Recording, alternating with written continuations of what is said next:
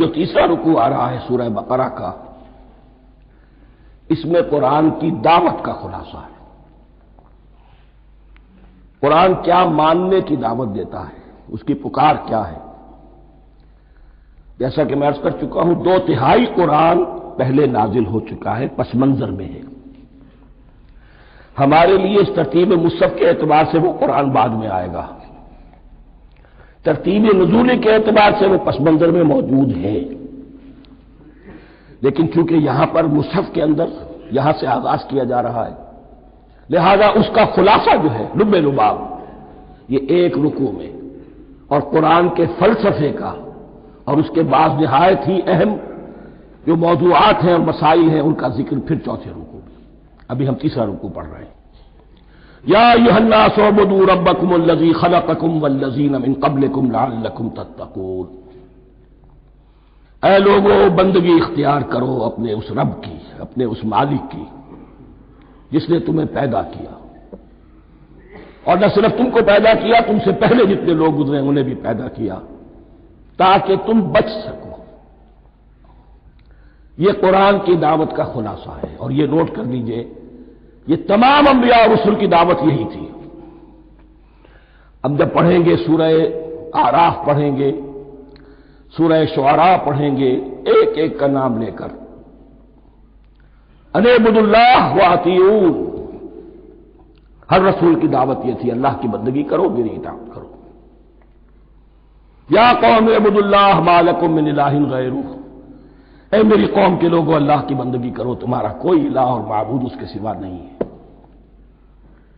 پھر عضو قرآن یہی عبادت رب انسان کی تخلیق کی غایت ہے، وما خلقت الجن والانس الا لیعبدون، ہم نے جنوں اور انسانوں کو پیدا ہی صرف اس لیے کیا ہے کہ ہماری بندگی کریں۔ لیکن یہاں ایک فرق بہت بڑا ہے، تمام رسولوں کی دعوت یہی ہے، محمد الرسول اللہ کی بھی یہی ہے، لیکن بڑا فرق کیا ہے؟ باقی تمام رسولوں کی دعوت آپ کو ملے گی یا قوم، اے میری قوم کے لوگوں، یہاں ہے یا ایھا الناس، اے بنی آدم، اے بنی نوع انسان۔ معلوم ہوا کہ تمام رسول حضور سے پہلے صرف اپنی اپنی قوموں کی طرف آئے ہیں، پہلے اور آخری اور کامل رسول ہیں اللہ کے محمد صلی اللہ علیہ وسلم، جن کی دعوت آفاقی ہے۔ یا ایھا الناس، یا قوم نہیں، یا ایھا الناس اعبدوا ربکم الذی خلقکم والذین من قبلکم۔ اس میں دلیل بھی آ گئی کہ عام طور پر لوگ جو ہے غلط راستے پر اس دلیل سے جمے رہتے ہیں کہ ہمارے آباء و اجداد کا راستہ یہی تھا۔ تو بھائی جیسے تم مخلوق ہو ایسے ہی وہ بھی تو مخلوق تھے، جیسے تم خطا کر سکتے ہو وہ بھی تو خطا کر سکتے تھے۔ لہذا یہ نہ دیکھو کہ آباء و اجداد کا راستہ کیا تھا، دیکھو یہ کہ حق کیا ہے، لعلکم تتقون، تاکہ تم بچ جاؤ، دنیا میں افراط و تفریط کے دھکوں سے بچ جاؤ گے، آخرت میں اللہ کے عذاب سے بچ جاؤ گے۔ ان دونوں سے اگر بچنا ہے تو اللہ کی بندگی کی روش اختیار کرو۔ اچھا، کس رب کی؟ الذی جعل لکم الارض فراشا والسماء بناء، جس نے تمہارے لیے زمین کو فرش بنا دیا اور آسمان کو چھت بنا دیا۔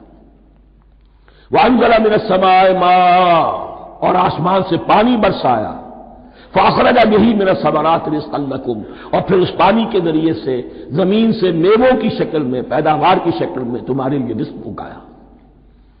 فلا تجعلوا للہ اندادا وانتم تعلمون، تو ہرگز نہ اللہ کا مد مقابل کسی کو ٹھہراؤ جانتے بوجھتے۔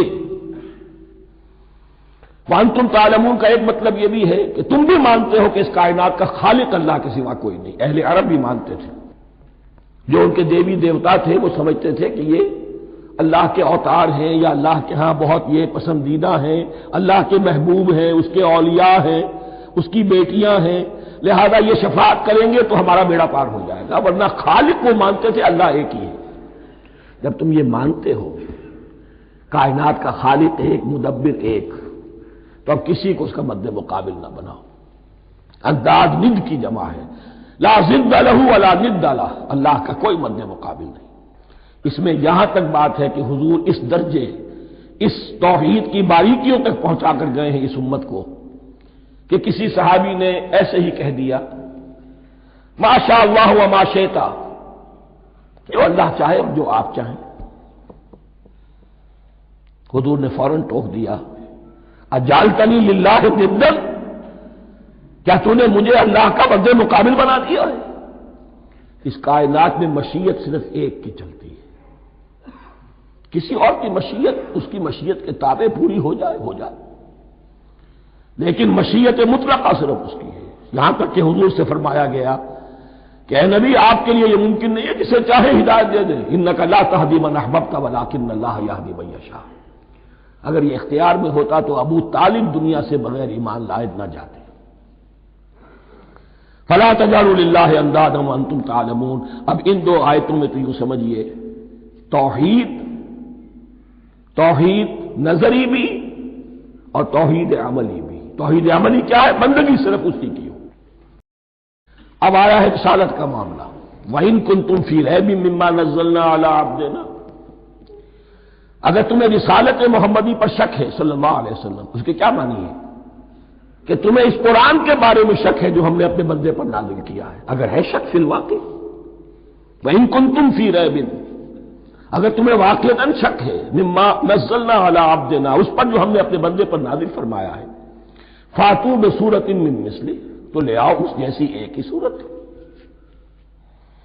یہ ہم کل پوری تفصیل سے دیکھ چکے ہیں کہ برسبیل تنزل یہاں پہنچے ہیں۔ پہلے دو آیتیں میں نے آپ کو سنائی تھی، اس میں پورے قرآن کی مثال لانے کا چیلنج کیا گیا۔ پھر ایک آیت سنائی جس میں 10 صورتیں ہی لے آؤ۔ اب آخری درجے میں ایک صورت ہی بنا لا، اور ایک صورت تو سورۃ العصر کے مساوی بھی ہو سکتی تھی، سورۃ الکوثر کے مساوی بھی ہو سکتی تھی۔ وَادْعُوا شُهَدَاءَكُم مِّن دُونِ اللَّهِ إِن كُنتُمْ صَادِقِينَ، اور بلا لو اپنے سارے مددگاروں کو اللہ کے سوا، جن ہوں انس ہوں۔ اس لیے کہ قریش کا خیال یہ تھا کہ جو شعراء ہوتے ہیں ان کے پاس جن ہوتے ہیں، وہ جن انہیں سکھاتے ہیں، ورنہ عام آدمی تو یہ شعر نہیں کہہ سکتا۔ تو تمہارا اگر کوئی گمان ہے کوئی جنات سکھانے والے ہیں، کوئی انسان ہے، خطیب ہے، شعراء ہے، ادیب، سب کو جمع کر، ان کنتم صادقین۔ اب یہ ہے بہت ہی، جس کو میں نے کل کہا تھا، آپ کو یاد ہوگا، قرآن کا انداز کیا ہوتا ہے کہ وہ اپنے اندر جھانکنے کی دعوت دیتا ہے۔ یہ گویا کہ آنکھوں میں آنکھیں ڈال کر یہ کہا جا رہا ہے کہ حقیقت میں تمہیں کوئی شک نہیں ہے، یہ تم بات بنا رہے ہو صرف۔ اگر واقعتاً شک ہے تو آؤ میدان میں، حقیقت یہ ہے کہ تمہیں شک نہیں ہے۔ اگر تم سچے ہو، فاتوا بسورۃ من مثلہ، تو اس جیسی ایک ہی صورت بنا لاؤ۔ فإن لم تفعلوا، اب ذرا انداز دیکھیے تحدی کا اور چیلنج کا۔ پھر اگر تم یہ نہ کر پاؤ، وَلَن تَفْعَلُوا، اور ہرگز نہیں کر سکو گے، یہ چیلنج کون دے سکتا ہے؟ اللہ کے سوا کوئی نہیں دے سکتا۔ یہ انداز کسی کتاب کا نہیں ہے۔ ذَلِكَ الْكِتَابُ لَا رَيْبَ فِيهِ، یہ کسی کا نہیں ہے۔ فَإِن لَمْ تَفْعَلُوا وَلَن تَفْعَلُوا، پھر اگر تم نہ کر پاؤ اور تم ہرگز نہیں کر پاؤ گے، فَاتَّقُوا النَّارَ الَّتِي وَقُودُهَا النَّاسُ وَالْحِجَارَةُ، تو ڈرو اس آگ سے جس کا ایندھن بنیں گے انسان اور پتھر۔ اعدت للکافرین، کافروں کے لیے تیار کر لی گئی ہے، بھڑکا دی گئی ہے۔ پتھروں کا ذکر خاص طور پر کیوں ہے؟ دو اس کے امکانات ہیں۔ آپ کو معلوم ہے کہ وہ جو پتھر کا کوئلہ ہوتا ہے اس کی آگ بڑی سخت ہوتی تھی، عام جو ہمارا یہ لکڑی کا کوئلہ ہوتا ہے اس کے مقابلے میں۔ اور دوسرے یہ بھی کہ چونکہ انہوں نے جو معبود تراش رکھے تھے وہ پتھر کے ہوتے تھے، تمہارے ساتھ ہی تمہارے ان معبودوں کو بھی جھونکا جائے گا، وہ بھی جلیں گے، تاکہ تمہاری حسرت کے اندر اضافہ ہو۔ ان سے ہم دعائیں مانگا کرتے تھے، ان کے سامنے ماتھے ٹیکتے تھے، ان کے سامنے ڈنڈوت کرتے تھے، ان کو چڑھاوے چڑھاتے تھے۔ اب یہاں گویا کہ ایمان باللہ توحید، ایمان بالرسالت اور ایمان بالآخرت، فاتقوا النار التي وقودها الناس والحجارة اعدت للكافرين وبشر الذين آمنوا وعملوا الصالحات، اور بشارت دے دیجئے اے نبی ان لوگوں کو کہ جو ایمان لائے اور جنہوں نے نیک عمل کیے، ان لهم جنات تجری من تحتها الانہار، کہ ان کے لیے وہ باغات ہیں کہ جن کے دامن میں ندیاں بہتی ہوں گی۔ لفظی ترجمہ ہوگا جن کے نیچے ندیاں بہتی ہوں گی۔ مراد اس سے کیا ہے؟ عام فطری باغ وہ ہوتے تھے کہ جس میں ذرا اونچائی پر جو ہے درخت لگے ہوئے ہیں اور دامن میں ندی بہ رہی ہے، تو اس سے خود بخود جو ہے وہ اریگیشن، نیچرل اریگیشن ہو رہی ہے، درختوں کے جڑوں تک پانی پہنچ رہا ہے۔ بہرحال ترجمہ آپ لفظی کریں، ان کے نیچے ندیاں بہتی ہوں گی یا یہ کہ جن کے دامن میں ندیاں بہتی ہوں گی۔ کلما رزقوا منها من ثمرۃ رزقا، جب بھی کبھی انہیں دیا جائے گا کوئی پھل رزق کے طور پر کھانے کے لیے جنت میں، قالوا هذا الذي رزقنا من قبل، وہ کہیں گے یہ تو وہی شے ہے جو ہمیں پہلے بھی ملتی تھی۔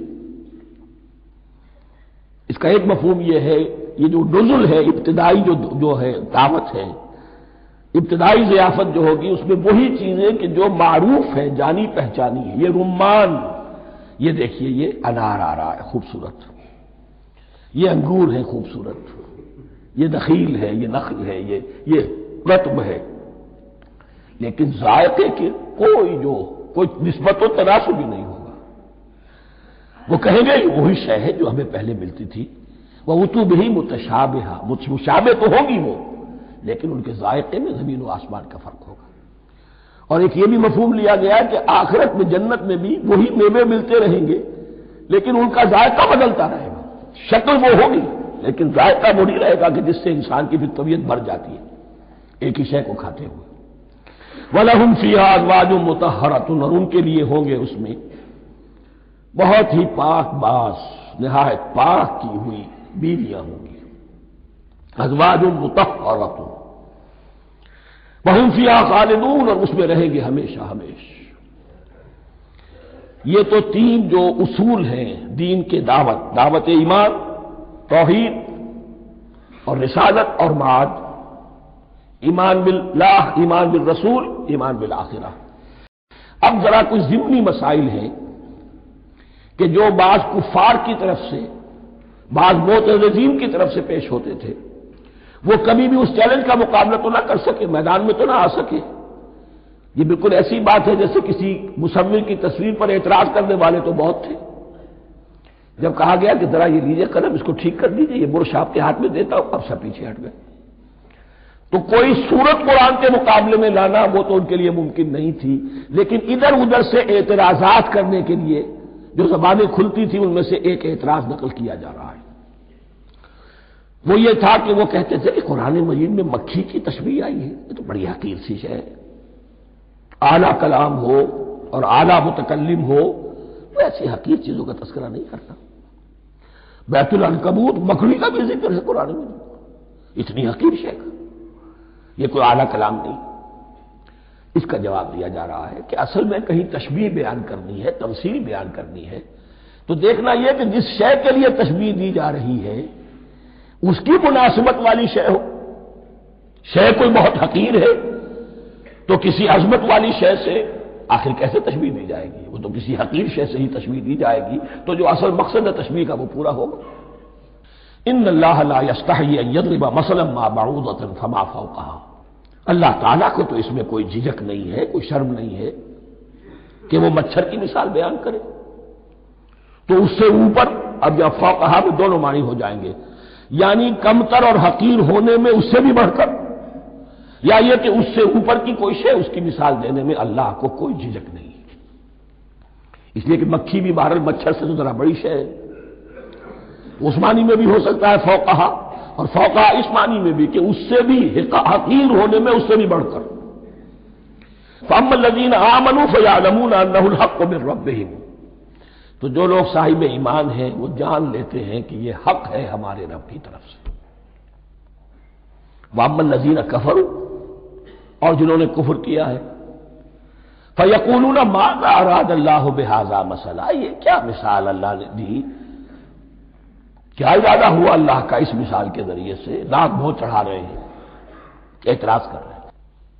اب جو آ رہا ہے اگلا جملہ وہ ہے بہت اہم، یضل بہ کثیرا ویہدی بہ کثیرا، اسی کے ذریعے سے اللہ بہتوں کو ہدایت دیتا ہے اور اسی کے ذریعے سے بہتوں کو گمراہ کرتا ہے۔ معلوم ہوا کہ ہدایت اور گمراہی اور ہدایت اور ضلالت انسان کی سبجیکٹو کنڈیشن کے اوپر دار و مدار ہے اس کا۔ آپ کے دل میں خیر ہے، بھلائی ہے، نیت صحیح ہے، طلب ہدایت، طلب علم، اس میں آپ سچے ہیں، آپ کو ہدایت مل جائے گی۔ دل میں زیغ ہے، کجی ہے، نیت میں ٹیڑھ ہے، فساد ہے، تو اسی کے ذریعے سے اللہ آپ کی گمراہی میں اضافہ کر دے گا۔ یضل بہ کثیرا ویہدی بہ کثیرا، لیکن اللہ کا یہ کسی کو ہدایت دینا اور کسی کو ضلالت دینا الٹپ نہیں ہے، کسی قاعدے اور قانون کے بغیر نہیں ہے۔ وما یضل بہ الا الفاسقین، نہیں گمراہ کرتا وہ اس کے ذریعے سے مگر صرف سرکش لوگوں کو، جن میں سرکشی ہے، تعلی ہے، تکبر ہے۔